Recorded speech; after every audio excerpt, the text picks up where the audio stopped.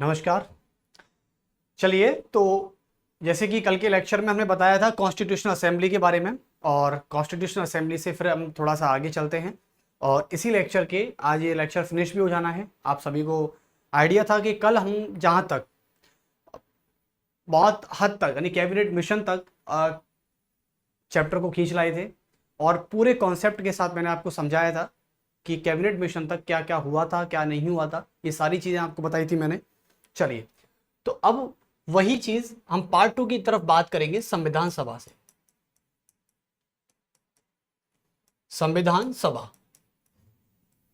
देखिए, सबसे बड़ा हमारे लिए ये है कि संविधान सभा में ऐसा क्या हुआ, ऐसा क्या नहीं हुआ, और क्या प्रोसेस थी, क्या डिबेट थी। लेकिन डिबेट को थोड़ा हम साइड कर देते हैं। एक बार डिबेट हमारी साइड में रहेगी तो हम चीज़ों को फैक्चुअल लेवल से ज़्यादा पढ़ पाएंगे, कॉन्सेप्चुअल लेवल से ज़्यादा पढ़ पाएंगे, क्योंकि डिबेट हमारे कंपटीशन का हिस्सा नहीं है। डिबेट नहीं है। डिबेट एक्चुअली में, हाँ मैं मानता हूँ डिबेट बहुत इंपॉर्टेंट हो सकती है, नॉलेज के बेसिस पे हो सकती है। किसी से आप बहस कर रहे हैं तो तब हो सकती है, किसी से जीतना ही चाहते हैं, क्योंकि आज की सबसे बड़ी जंग है कि आप जब कभी चर्चा में बैठे हैं, चाय पर चर्चा हो रही है, किसी और चीज़ पर चर्चा हो रही है, तो और जब आप आईएएस के हब में बैठे हो तो वहाँ 2-3 स्टूडेंट बैठे हैं और आपका चुप होना बनता नहीं है। वहाँ आपको बोलना तो पड़ेगा ही। तो बोलने के लिए, ज़्यादा जीतने के लिए आपको डिबेट की जरूरत तब पड़ती है।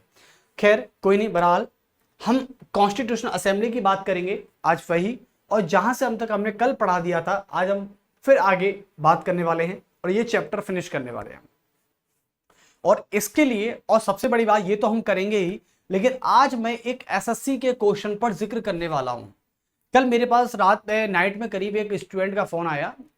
स्टूडेंट तो नहीं कह सकते, लेकिन उनको मेरा मित्र कह सकते हैं। वो भी एसएससी का एग्जाम दिया उन्होंने, और एसएससी का जब एग्जाम दिया उन्होंने तो मेरे पास फोन आया और उन्होंने बोला कि सर ये क्वेश्चन जो है थोड़ा सा पेचीदा लग रहा है हमको।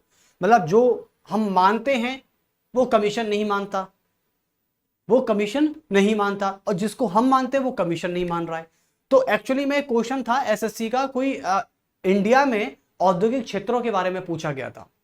तो औद्योगिक क्षेत्रों के बारे में ऑप्शन कुछ इस तरीके से थे कि मैं मानता हूं कि जो उसमें जो ऑप्शन था कोटा, हम क्वेश्चन पे जिक्र करेंगे पूरी बात है, ये खैर बातें बाद में कर सकते हैं हम, लेकिन उस क्वेश्चन पे जिक्र जरूर करेंगे आज हम, और उसके बारे में पूरा खुल के बताएंगे आपको। चलिए, तो संविधान सभा की बात कर लेते हैं। और कल मैंने कैबिनेट मिशन तक आपको पढ़ा दिया था, और कैबिनेट मिशन यहीं से आगे बात करते हैं।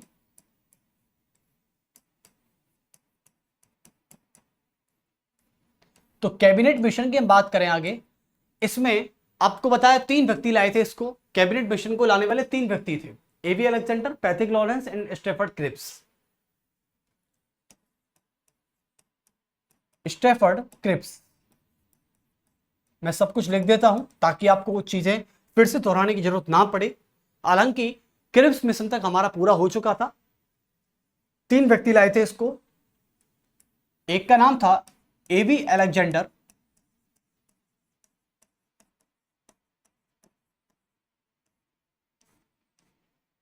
और एक जो थे वो थे पैथिक लॉरेंस।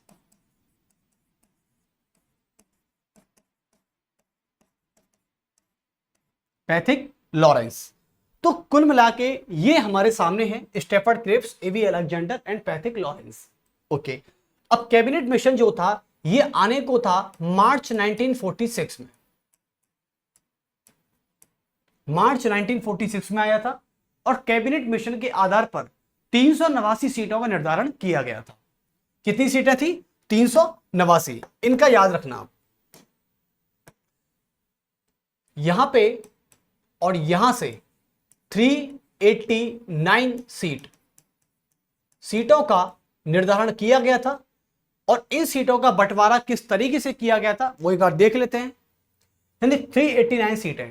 आपको पता है कि जब भी कोई इलेक्शन होता है तो पहले सीट आती है। जैसे कि आज भी हम बात करें तो इलेक्शन कमीशन सबसे पहले सीटों का निर्धारण करता है, उसके बाद इलेक्शंस के फेज देता है, फेज 1, फेज 2, फेज 3, ऐसे कुछ करके। तो आप सभी को पता होना चाहिए, जैसे आज हमारी लोकसभा इलेक्शंस की बात करें, 2024 की बात करें, 19 की बात करें, 14 की बात करें, या 14 से पहले हम बात करते हैं 9 की बात करें तो ये 9 या 8 की बात करें, उसके बाद हम 4 की बात करें, उसके बाद हम 1999 की बात करें, तो ये हमें पता चलता है कि आज भी हमारे भारत में 543 लोकसभा सीटों पर चुनाव होते हैं। कितने होते हैं? 543 टोटल सीटें लोकसभा चुनाव, यानी हमारी लोकसभा की कितनी सीटें अभी? 543। अब कहोगे सर 545 तो किताबों में लिखा हुआ है। अरे आपको याद रखना होगा कि नरेंद्र मोदी सरकार ने 2019 में या 2019 के बाद होने वाले इलेक्शंस में 126 कॉन्स्टिट्यूशनल अमेंडमेंट 2019 के माध्यम से नरेंद्र मोदी सरकार ने 2 एंग्लो इंडियन की सीटों को हटा दिया है। तो 2019 के बाद जो इलेक्शन हुए हैं वहां पे एंग्लो इंडियंस नहीं है, यह बात आपको याद रखनी। इसलिए मैंने -2 किया और 543 आ गया। तो 389 सीटों की हम बात करें, इन सीटों का बंटवारा मैं करता हूं क्योंकि असेंबली में सभी लोग शामिल होंगे, कहां कहां से आएंगे वो आपको आज पता चल जाएगा। तो 389 सीटों की हम बात करें, 292 जो सीट थी हमारी, 292 जो सीट थी ये आती हैं ब्रिटिश इंडिया से, ब्रिटिश भारत से आती है। ओके, उसके अलावा बात करते हैं 93 सीट्स की, 93 सीट की ये आती हैं देसी रियासतों से, देसी रियासतों से आती हैं। और बाकी की 4 जो सीट थी ये आती हैं चीफ कमिश्नरी प्रांत से।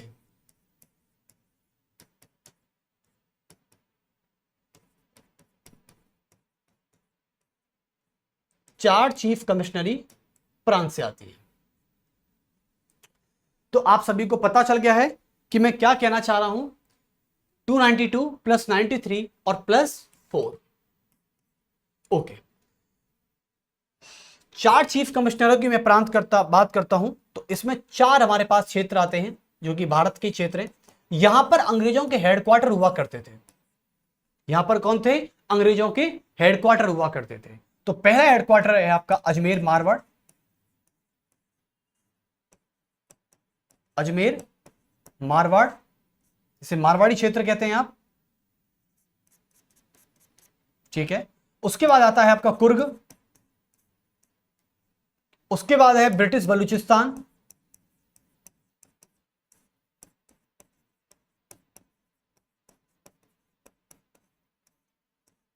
ब्रिटिश बलूचिस्तान, और उसके बाद आपका नेक्स्ट आता है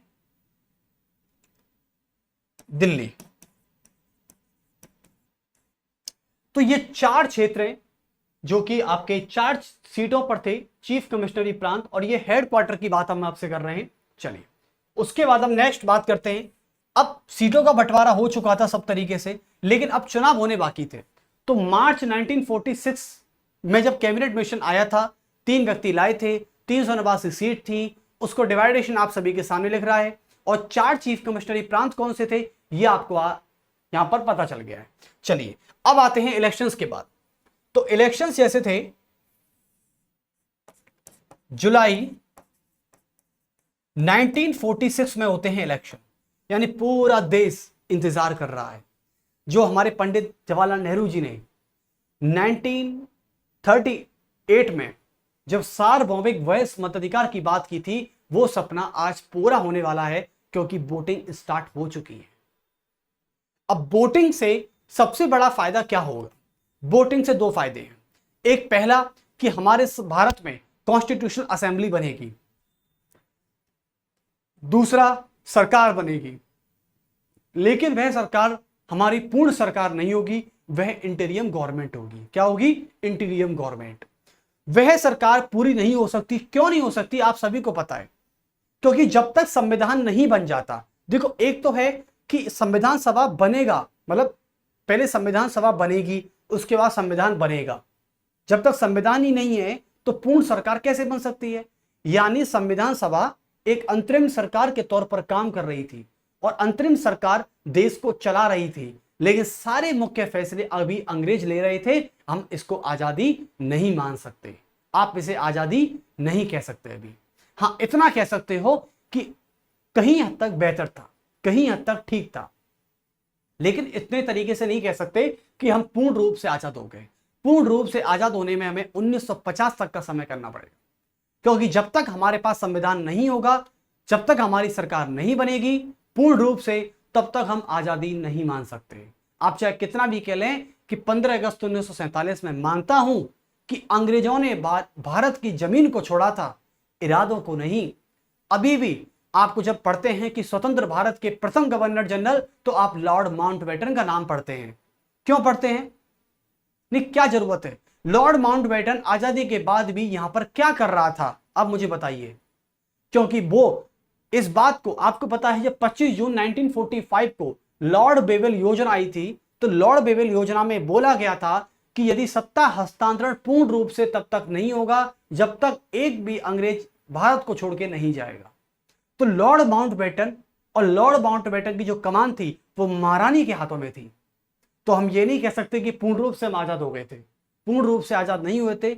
हम मान सकते हो कि किताबों में लिखा हुआ है, बच्चों को पढ़ाना है तो आजादी कह दो 15 अगस्त 1947, 1947।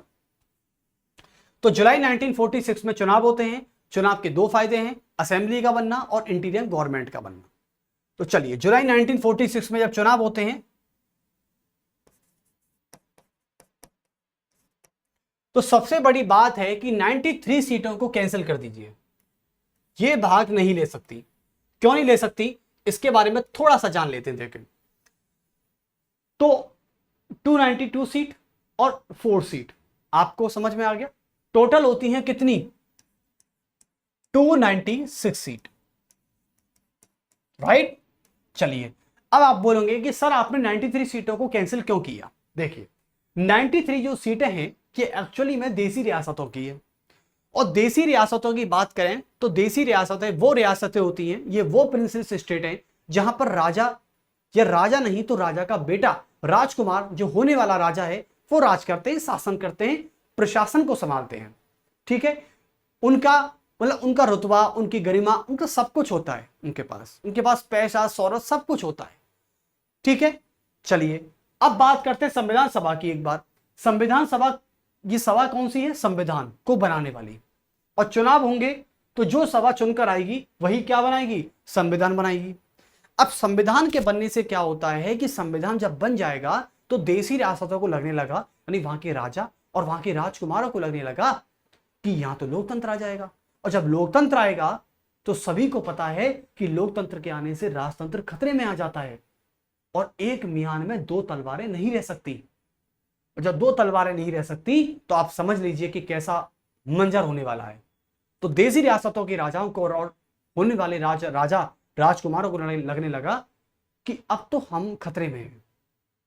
और जब खतरे में हैं तो अब क्या खतरे में है? पैसा, शौहरत, सम्मान, प्रतिष्ठा, गरिमा, ये सब खतरे में आ जाएगा। हमको कौन पूछेगा? क्योंकि लोकतंत्र तो सरकार बनाता है, राजा नहीं। ये बहुत बड़ी बात है। लोकतंत्र में सरकारें बनती हैं, राजा नहीं बनते, रानी नहीं बनते, राजकुमार नहीं बनते। आज मुझे बताइए देसी रियासतों का क्या हाल है। इंदिरा गांधी ने 1971 में एक प्रिवी काउंसिल बिल लाया था। और प्रिवी काउंसिल बिल ये वही बिल था जिसमें राजाओं की सारी पेंशनें बंद कर दी थी। इसलिए तो यही कहना चाह रहा हूं, यानी सारा रुतबा, पैसा, सब कुछ छीन लिया राजाओं से। अब जब नहीं छिना तो छिन जाएगा। भला इनको राजाओं को पता लग गया कि भैया 1950 में यदि गरिमा, पैसा नहीं जाएगा ना तो 1971 में जाएगा, क्योंकि इंदिरा गांधी आ रही है। और इंदिरा गांधी ने वही काम करके बताया जो उनको डर था। तो देसी रियासतों को लगने लगा, देसी रियासत एक्चुअली में लोकतंत्र के कभी समर्थक नहीं थे, लोकतंत्र के बिल्कुल समर्थक नहीं थे। इसलिए इन्होंने संविधान सभा का बहिष्कार किया और यहां से गायब हो गए। और 296 सीटों पर चुनाव होता है। और 296 सीटों पर जब चुनाव हुआ तो इसमें कैसे कैसे डिवाइडेशन होता है एक बार जान लेते हैं।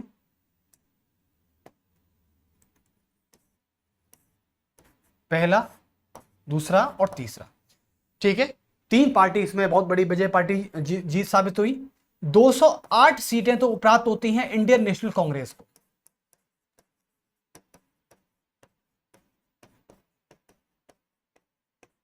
इंडियन नेशनल कांग्रेस को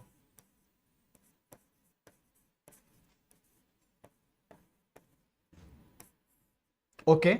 उसके अलावा 73 सीटें प्राप्त होती हैं मुस्लिम लीग को।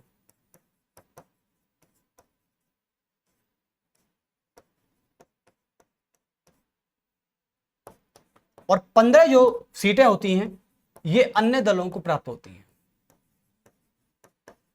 अन्य दल का मतलब होता है छोटी छोटी पार्टियां, छोटे छोटे दल जो मतलब निर्दलीय थे, जो किसी पार्टी में नहीं थे, ना तो मुस्लिम लीग में थे और ना ही इंडियन नेशनल कांग्रेस में थे, या फिर कह सकते हैं किसी अन्य पार्टी में थे, जो किसी पार्टी से नहीं थे या अन्य पार्टी से थे। तो इनको कह सकते हैं छोटी छोटी पार्टियां, जैसे कि अकाली दल हो सकता है, अनुसूचित जाति संघ हो सकता है, अनुसूचित जनजाति संघ हो सकता है, ऐसी ऐसी छोटी छोटी पार्टियां थी, किसान संघ हो सकता है, ठीक है, हिंदू परिषद हो सकता है, ऐसी कुछ पार्टी थी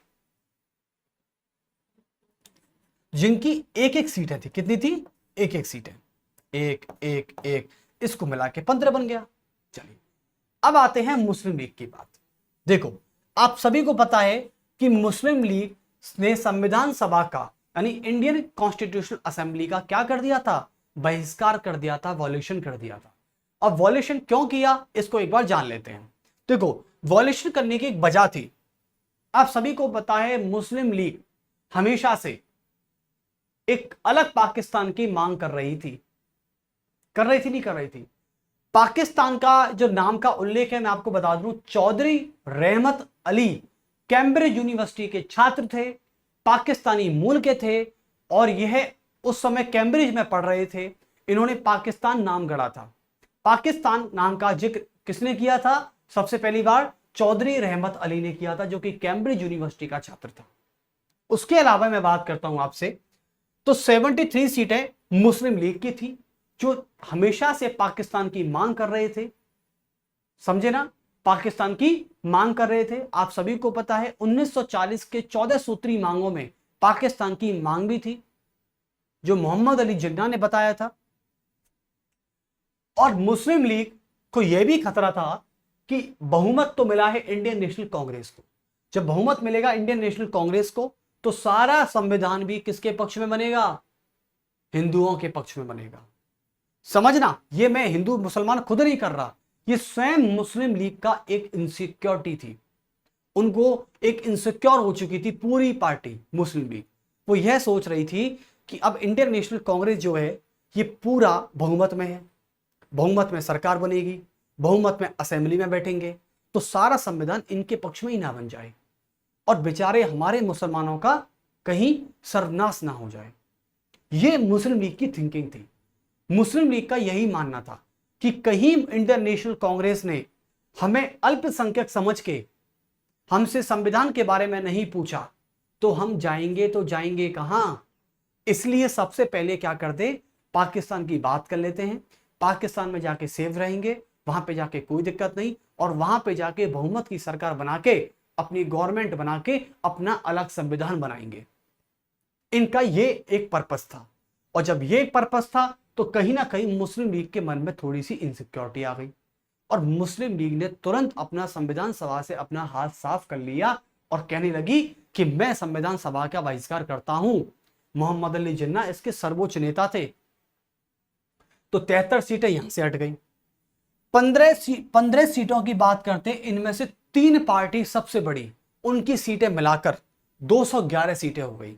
यानी यहां से 3 सीटें लेते हैं और यहां से 3 सीटें इसलिए ली क्योंकि छोटी छोटी पार्टियां थी, एक पार्टी से भी ले लेंगे तो 4 पार्टी सेटिस्फाइड रहेंगी। तो 208 और प्लस 3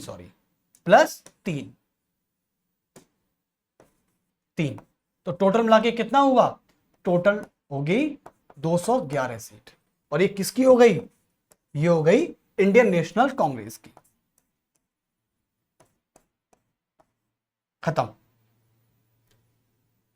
अभी आपका मुस्लिम लीग हट चुका है, 208 आ चुका है, ठीक है। अब 211 सीटों पर संविधान सभा बनती है पूरी।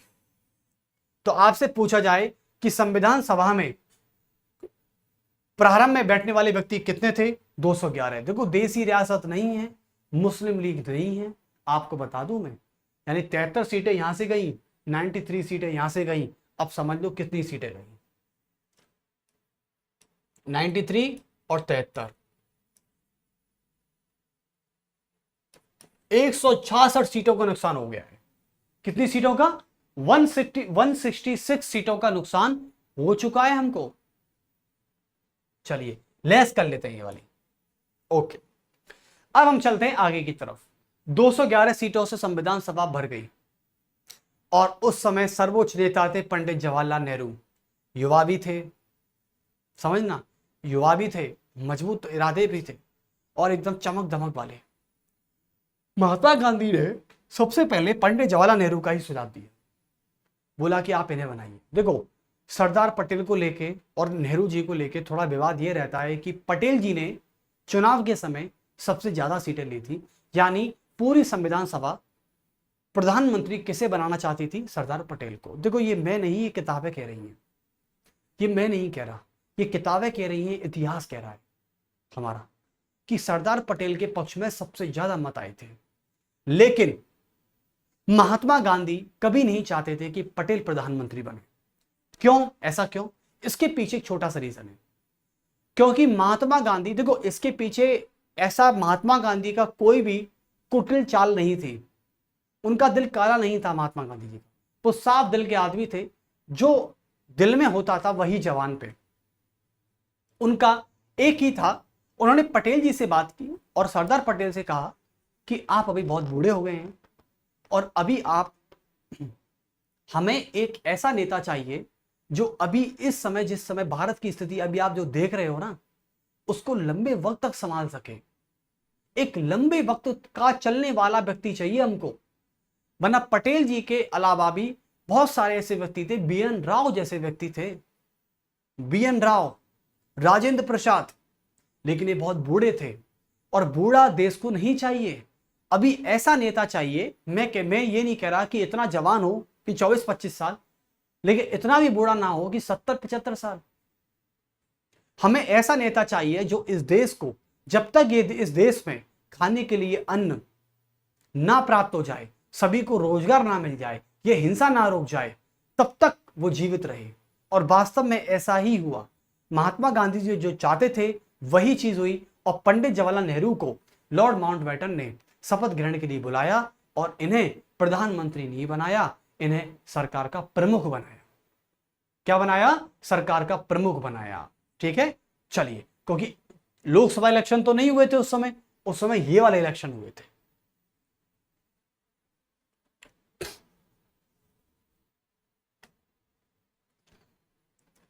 तो लिख देंगे कि संविधान सभा में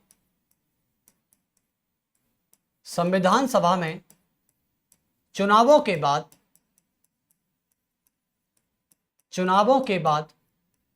संविधान सभा में चुनावों के बाद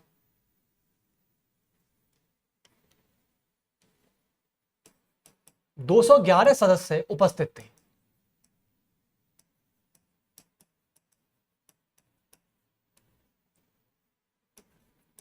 दो 211 सदस्य उपस्थित थे।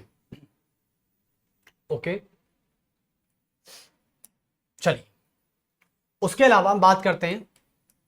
देखिए, अब 211 मेंबर आ गए, ठीक है, संविधान सभा आ गई, ठीक है, नेहरू जी का भाषण हो गया, बहुत अच्छे, पटेल जी का हो गया, ठीक है।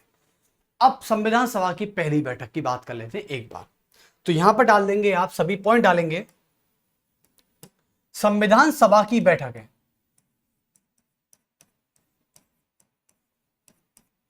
संविधान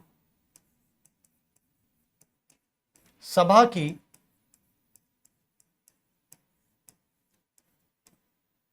बैठक है। ठीक है, अब संविधान सभा की बैठकें कैसे डिसाइड होती हैं, अब देख लेते हैं एक बार यहां पर डिस्कस करके।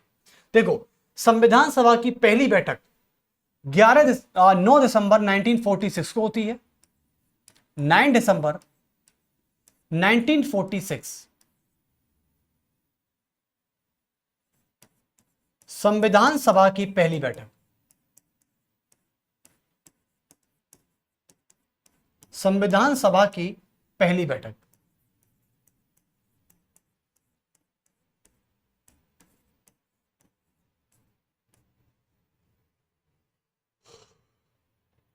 चलिए, और ये कहां होती है? ये नई दिल्ली के चैम्बर काउंसिल भवन में, नई दिल्ली के चैम्बर काउंसिल भवन में होती है। नई दिल्ली के काउंसिल चैम्बर भवन में होती है ये, जो आज संसद का क्षेत्र है, जो आज पुरानी संसद का पुस्तकालय, इसे कहते हैं पुरानी संसद का पुस्तकालय। नई संसद नहीं कह रहे हैं, पुरानी संसद का पुस्तकालय।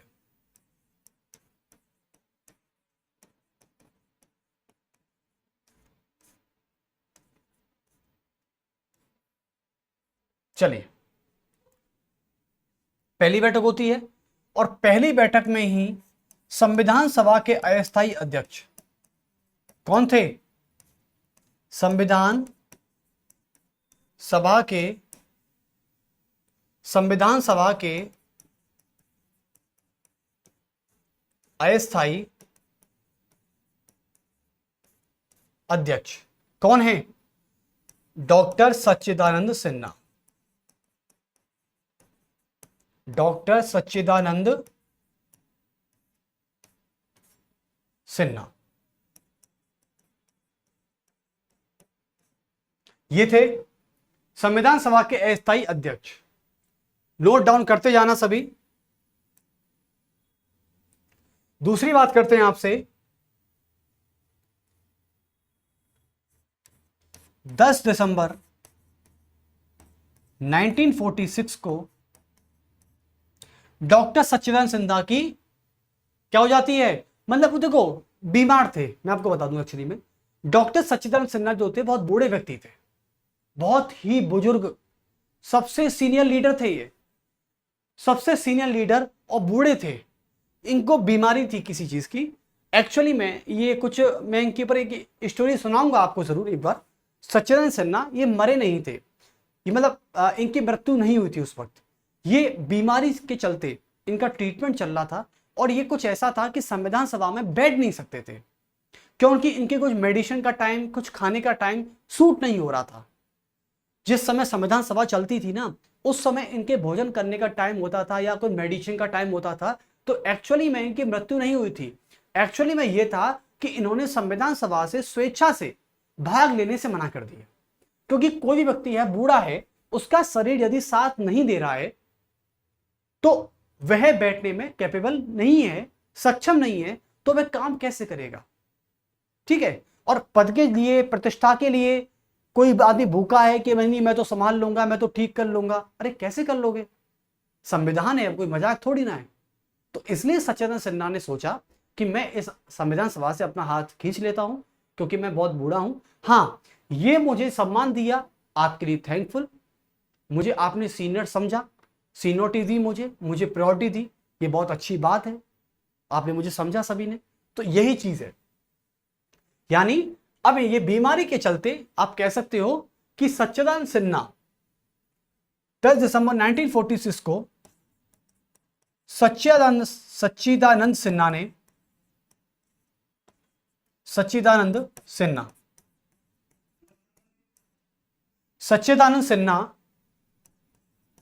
ने संविधान सभा में भाग लेने से मना किया।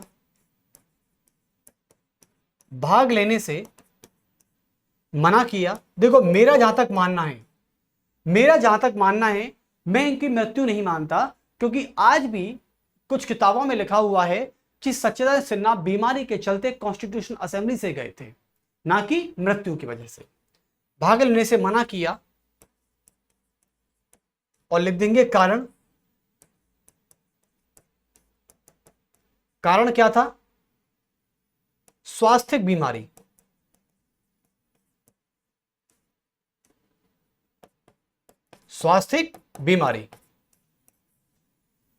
मैं बता तो रहा हूं, दवा का टाइम हुआ कुछ, या कुछ मेडिसिन का टाइम था, या इनके कुछ लंच का टाइम सूट नहीं हो रहा था, तो या फिर ऐसा था कि संविधान सभा जब स्टार्ट हो रहे मतलब होने वाली होती थी, जैसे कि आज मान लो 12 बजे है, 1 बजे है, 2 बजे, 3 बजे, तो इनके उस टाइम डॉक्टर ने इनको खास हिदायत दी थी कि आप इस टाइम आराम कीजिएगा, आपको काम नहीं करना है। तो बस इसी वजह से इन्होंने संविधान सभा को छोड़ना पड़ा। अब एक व्यक्ति की वजह से पूरी संविधान सभा डिस्टर्ब हो रही है, तो इससे अच्छा है कि सिन्हा अपना हाथ खींच लें। चलिए, इस दिन कोई बैठक नहीं होती है, आप नोट लिख दें, इस दिन कोई बैठक नहीं हुई। नोट लिखेंगे, इस दिन कोई बैठक नहीं हुई। इस दिन कोई बैठक नहीं हुई। चलिए, उसके बाद हम बात करते हैं आपसे नेक्स्ट। इतना तो आप समझ गए होंगे सभी, ठीक है। संविधान सभा की तीसरी बैठक की बात करते हैं। चलो ऊपर लिख देते हैं, यहां नहीं, नेक्स्ट पेज पे लिखते हैं आपको। देखिए, संविधान सभा की तीसरी बैठक,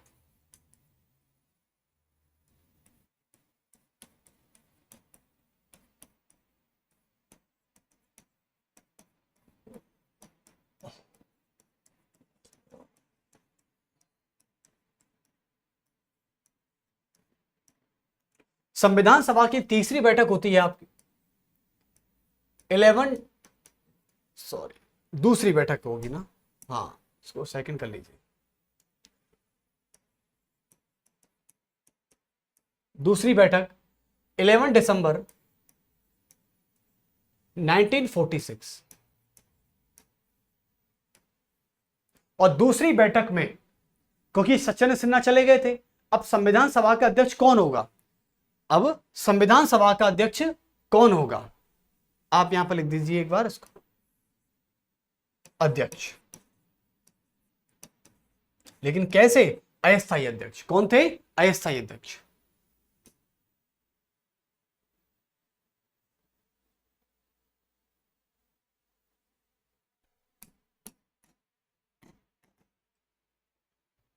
चलिए,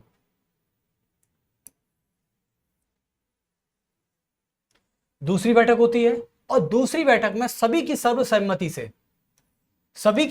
से डॉक्टर राजेंद्र प्रसाद को, डॉक्टर राजेंद्र प्रसाद जो कि भारत के पहले राष्ट्रपति बनेंगे 1950 में, डॉक्टर राजेंद्र प्रसाद को स्थायी अध्यक्ष बनाया गया। स्थायी अध्यक्ष बनाया गया। और उसके बाद नेक्स्ट दो इंपॉर्टेंट बात कर लेते हैं एक बार इसमें।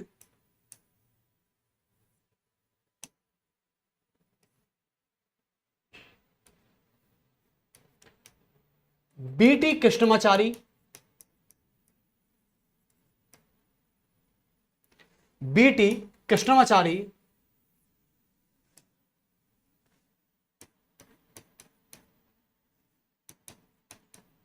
बीटी कृष्णमाचारी और दूसरे व्यक्ति थे जिनका नाम था H.C. मुखर्जी। H.C. मुखर्जी, इन दोनों को उपाध्यक्ष बनाया गया था। ये दोनों कौन थे? ये दोनों उपाध्यक्ष थे। उपाध्यक्ष और किसके? संविधान सभा के।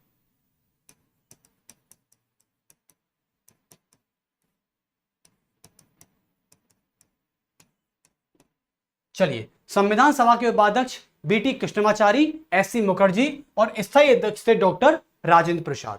अब मैं आपको एक इंपॉर्टेंट बात बताने वाला हूं। अच्छा, ये बताइए हमारे भारत की पहली विधायिका क्या थी? यदि कोई आपसे पूछे, जैसे कि आज हमारी पार्लियामेंट जो है, पार्लियामेंट को इंडिया की लेजिस्लेचर कहते हैं, उसको सेंट्रल लेजिस्लेचर के नाम से जाना जाता है। तो सेंट्रल लेजिस्लेचर का मतलब क्या हुआ? यानी जो भारत के लिए कानून बनाए, क्योंकि हमारे डेमोक्रेसी के 3 पिलर होते हैं। पहला पिलर होता है एग्जीक्यूटिव, दूसरा पिलर होता है लेजिस्लेचर और तीसरा पिलर होता है जुडिशरी। हालांकि चौथा पिलर भी काम करता है मीडिया के रूप में। लेकिन हमारे लोकतंत्र के 3 पिलर होते हैं, ठीक है। Democracy have 3 pillars. First pillar is that executive, second pillar is that legislature, and third pillar is that judiciary, and fourth pillar media.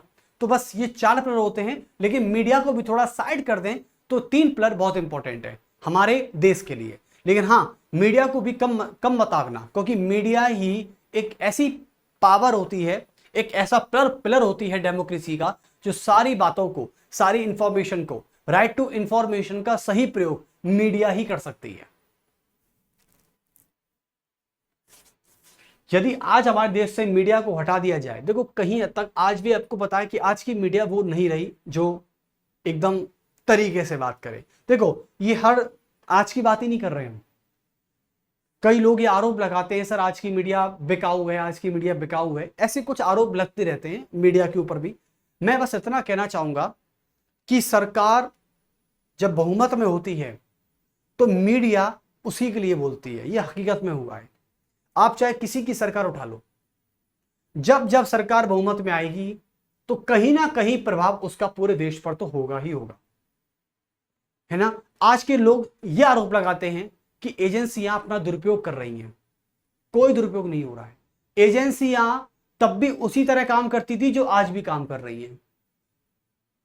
यदि ये आरोप है, सत्य मानते हो आप इसे, तो यह भी सत्य मानना होगा आपको कि यही सीबीआई जब सरकार किसी और की थी तब भी उस दबाव में काम करती थी और आज भी दबाव में नहीं है, तो आप इस मैटर को छोड़ ही दो फिर। मेरा तो इतना कहना है। चलिए, तो संविधान सभा दूसरी बैठक ये थी आपकी, जिसमें हमारे तीनों एससी मुखर्जी, बीटी कृष्णमाचारी और डॉक्टर राजेंद्र प्रसाद की बात की गई थी। नेक्स्ट बात करते हैं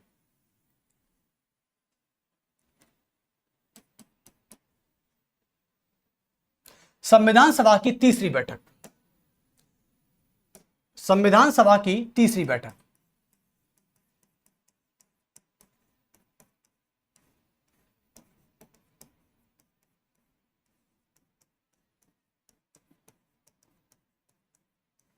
संविधान सभा की तीसरी बैठक और कब होती है?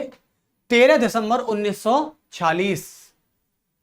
शायद मैंने कहीं लिखा है ये, जब मैंने आपको प्रस्तावना नाम का चैप्टर कराया था तो उसमें आप सभी को पता है कि ये लिखा हुआ था और मैंने बहुत अच्छे से समझाया था। 13 दिसंबर 1946 सभी को याद आया? इसी दिन संविधान सभा की तीसरी बैठक में एक प्रस्ताव पेश किया गया था जिसका नाम है ऑब्जेक्टिव रिजोल्यूशन, उद्देश्य प्रस्ताव। और यह उद्देश्य प्रस्ताव उस समय पंडित जवाहरलाल नेहरू के द्वारा पेश किया गया था। उद्देश्य प्रस्ताव इंग्लिश में लिखना चाहो तो लिख दीजिए ऑब्जेक्टिव रेजोल्यूशन। ऑब्जेक्टिव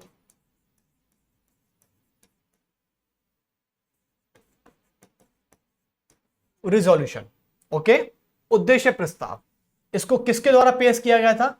लिखेंगे 13 दिसंबर 1946 को पंडित नेहरू के द्वारा इस प्रस्ताव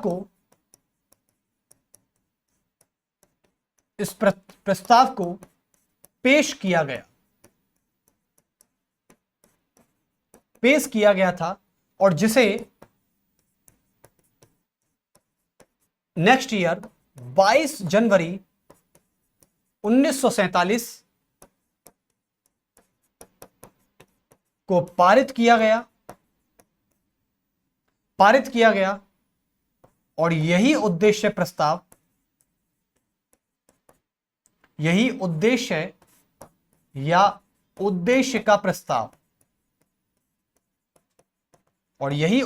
प्रस्ताव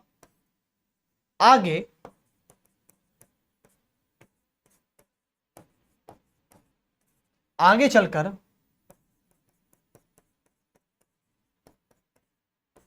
संविधान की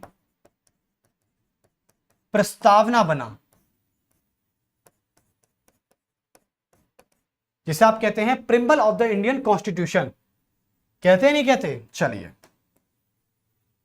इसके और प्रस्तावना नाम का पूरा चैप्टर मैं आपको पढ़ा चुका हूं, आप मेरी वीडियोस देख सकते हैं यूट्यूब पे परीक्षा जंक्शन के प्लेटफॉर्म पर जाकर। तो ये थी आपकी तीसरी बैठक जो कि बहुत ही इंपॉर्टेंट थी, और नेहरू जी के द्वारा ये प्रस्ताव पेश किया गया था। करीबन करीबन 2 घंटे का भाषण नेहरू जी का, 2 घंटे का भाषण दिया था नेहरू जी ने। चलिए अब देखें, तो 3 बैठक बहुत इंपॉर्टेंट है। पहली बैठक में क्या, दूसरी बैठक में क्या, तीसरी बैठक में क्या, ये बहुत ही इंपॉर्टेंट है। अब आते हैं इन्हीं संविधान सभा ने मिलकर क्या किया। अच्छा, मैं आपको एक चीज बताने वाला था, मैं सॉरी भूल गया, कि हमारी संविधान सभा जो थी ना, संविधान सभा जो थी, यही हमारी केंद्रीय विधायिका भी थी। अब कैसे? केंद्रीय विधायिका का मतलब होता है सेंट्रल लेजिस्लेचर, जहां से हमारे देश के लिए कानून बनते हैं, और आज की भाषा में इसे संसद कहते हैं, पार्लियामेंट कहते हैं, जहां पर लोकसभा राज्यसभा बैठते हैं। तो संविधान सभा और केंद्रीय विधायिका, संविधान सभा ही केंद्रीय विधायिका थी और केंद्रीय विधायिका ही संविधान सभा थी। जब संविधान पर चर्चा होती थी तो यह सभा संविधान सभा बन जाती थी, और जब किसी कानून को पारित करना होता था तो इस सरकार एक केंद्रीय विधायिका के रूप में काम करती थी, इसलिए हमारी संविधान सभा केंद्रीय विधायिका थी। आपसे कोई पूछे कि स्वतंत्र भारत की पहली विधायिका क्या थी, तो आपका आंसर होना चाहिए कॉन्स्टिट्यूशन असेंबली। स्वतंत्र भारत की पहली विधायिका, तो आपका आंसर क्या होगा? संविधान सभा। ठीक है, चलिए यहां से आप समझ गए होंगे।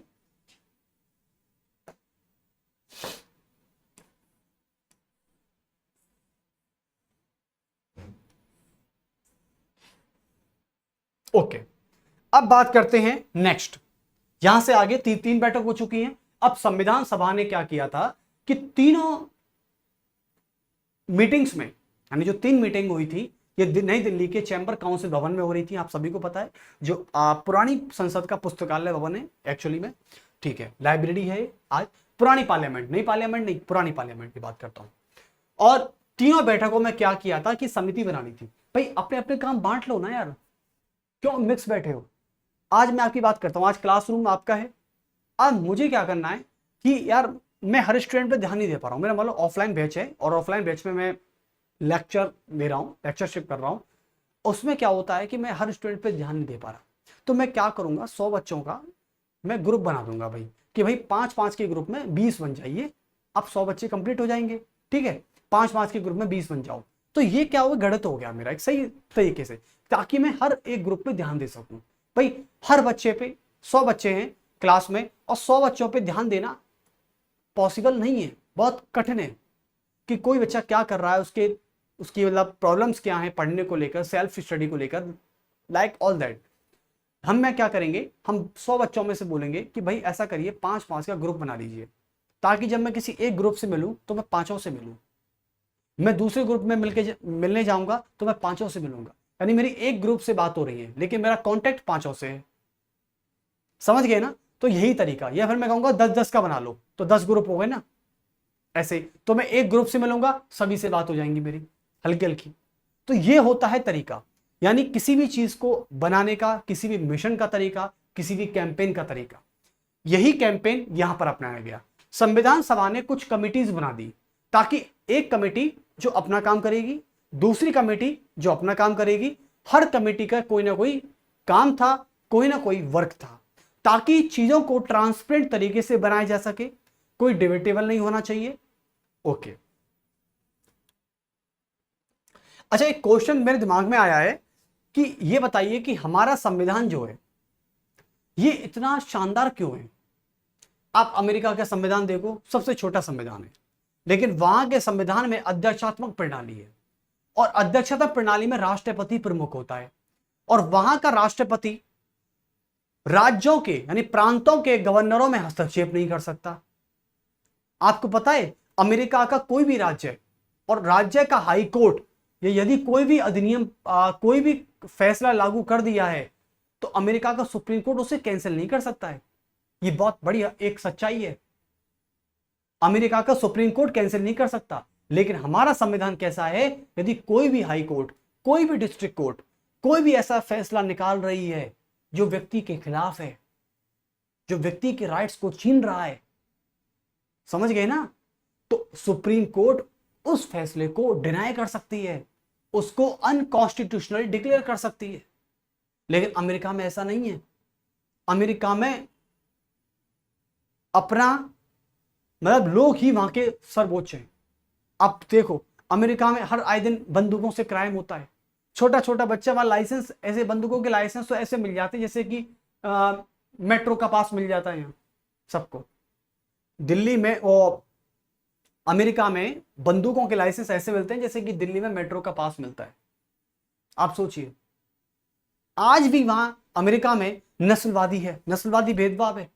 हाँ, लेकिन तब से अमेरिका में बराक ओबामा राष्ट्रपति बने हैं, कहीं हद तक रेसिज्म कम हुआ है अमेरिका में, लेकिन कहीं हद तक अभी भी कम नहीं हुआ है।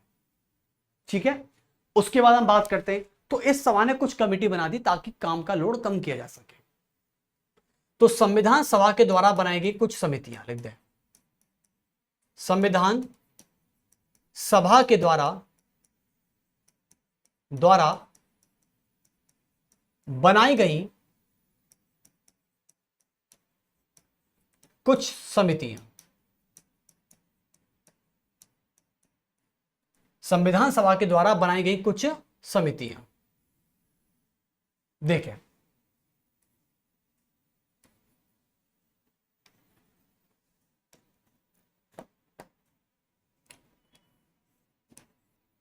तो पहली समिति की बात कर लेते हैं एक बार। अब इस समिति अपने अपने काम करेगी, जैसे कि संघीय संविधान समिति। संघीय संविधान समिति। दूसरी बात करते हैं तो संघीय संविधान समिति, दूसरा है प्रांतीय संविधान समिति।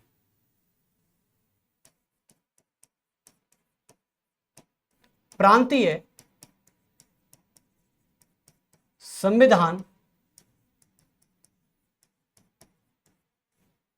समिति। ठीक है, तीसरी समिति की बात करें, प्रारूप समिति।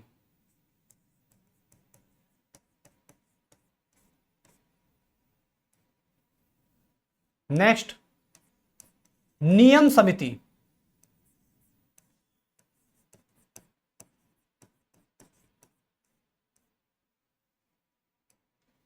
नेक्स्ट, संचालन समिति।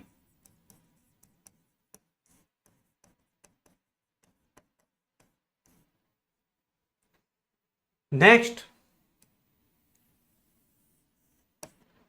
देसी रियासत समिति।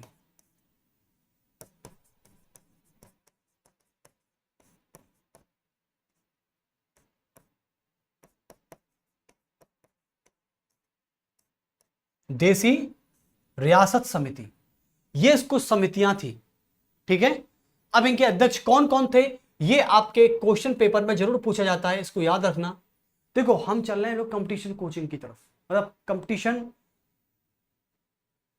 एग्जाम की तरफ चल रहे हैं। बिल्कुल हम कॉम्पिटिटिव एग्जाम की तरफ पूरे फोकस्ड हैं। ठीक है, कि हमारे एग्जाम जो हैं, जो भी सरकार गवर्नमेंट जो रेलवे का, एनटीपीसी का, एसएससी में जो भी हैं, हम उनकी तरफ चल रहे हैं। ठीक है, और बात ये देखो आपको कंटेंट तैयार मिल रहा है पूरा, सबसे बड़ी बात है आपको केवल देखना है, समझना है लेक्चर को बस। संघीय संविधान समिति के अध्यक्ष थे पंडित नेहरू। ठीक है, उसके बाद दूसरे नंबर पर थे आपके प्रांतीय संविधान समिति के आते हैं सरदार वल्लभ भाई पटेल। सरदार, जिन्हें भारत का आयरन मैन कहते हैं, iron man of India, Vallabh भाई पटेल। ठीक है, प्रारूप समिति के अध्यक्ष कौन थे, डॉक्टर भीमराव रामजी अंबेडकर, इनका पूरा नाम था ये। चलिए नियम समिति के अध्यक्ष कौन थे? डॉक्टर राजेंद्र प्रसाद। डॉक्टर राजेंद्र प्रसाद। संचालन समिति के अध्यक्ष कौन थे? डॉक्टर राजेंद्र प्रसाद।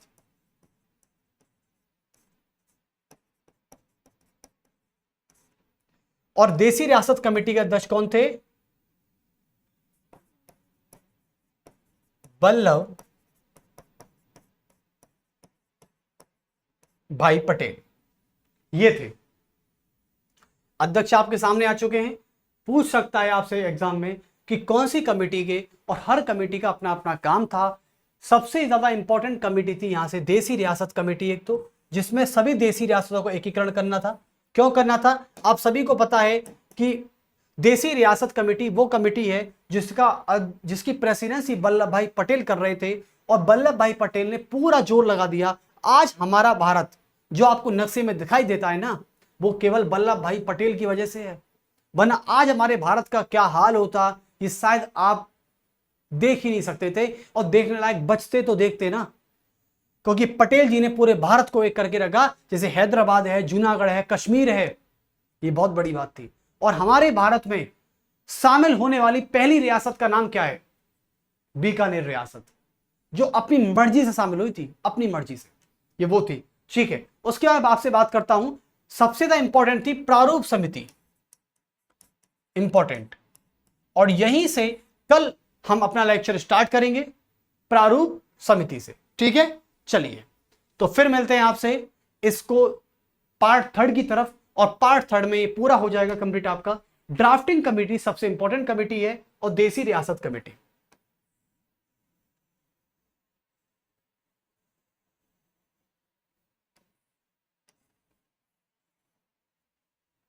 चलिए ओके, तो प्रारूप कमेटी जो है ये भी हमारे संविधान का ड्राफ्ट तैयार कर रही थी। क्योंकि किसी भी चीज का ड्राफ्ट तैयार करने का बहुत बड़ा चैलेंज होता है। पटेल जी तो देश को एक करने में लगे हुए थे, और अंबेडकर जी क्या थे?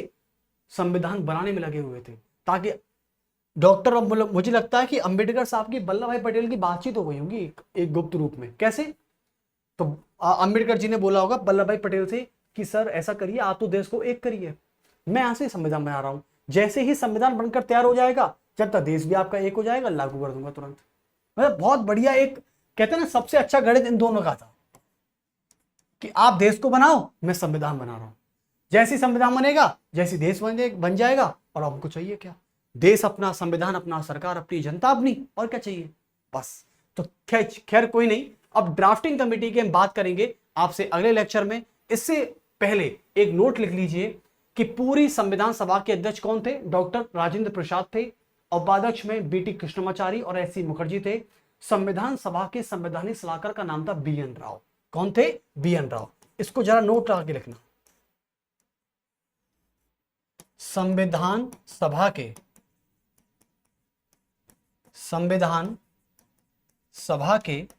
संवैधानिक सलाहकार, कॉन्स्टिट्यूशनल एडवाइजर, संवैधानिक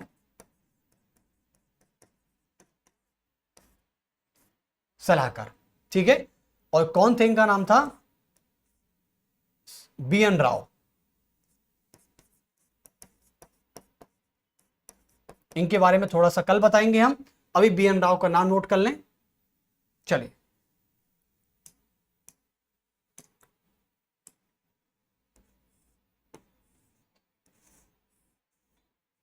ओके, तो फिर मिलते हैं आपसे प्रारूप कमेटी के साथ।